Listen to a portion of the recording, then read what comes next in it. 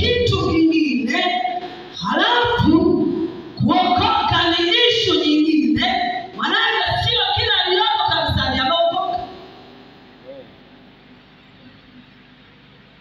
Tuna watu hapo kanisani lakini bado wanatenda dhambi. Tuna watu hapo kanisani lakini bado wanaumiza wengine. Tuna watu hapo kanisani lakini bado wanazini. Tuna watu hapo kanisani, mzee wa kanisa lakini hajaacha kuwa na nyumba ndogo na ni mzee wa nini? Wa kanisa.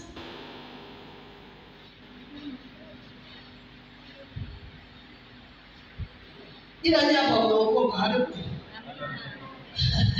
Watu wakawa haleluya. Maana kama kuna watu wanaongoza kuwa na nyumba ndogo ni wazee wa nini? Kanisa. Ni mna bahati hapo wameokoka. Lakini wako sasa kuokoka ni kitu kingine, kukombolewa ni kitu kingine, na kubarikiwa ni kitu kingine.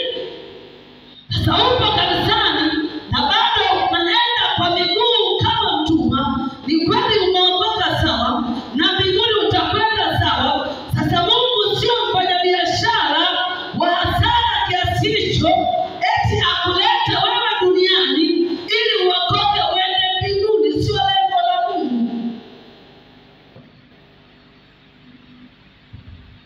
Mpango wa Mungu sio kuleta wewe duniani eti ili tu uache dhambi siku ufe uende wapi.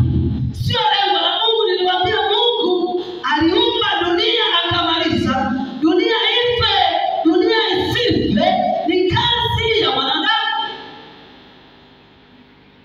Na nikaambia Mungu alichobaki nacho mbinguni ni roho.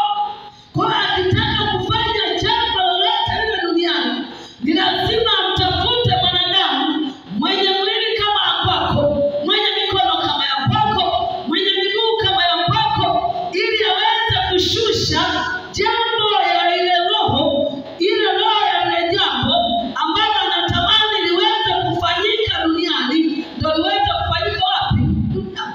Pamoja na nguvu alizonazo, pamoja na mamlaka alionayo, pamoja na uwezo alionao, hana uwezo wa kufanya chochote kile mpaka amemshirikisha mwanadamu.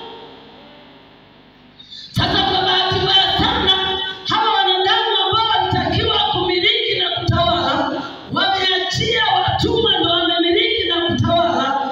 Wao waliotakiwa kuwa wafalme wakienda kwa miguu. Kwa hiyo nini ufanye? Kuwa kanisani ni kitu kingine, kuokoka ni biashara nyingine, kukombolewa ni kitu kingine, kubarikiwa ni kitu kingine.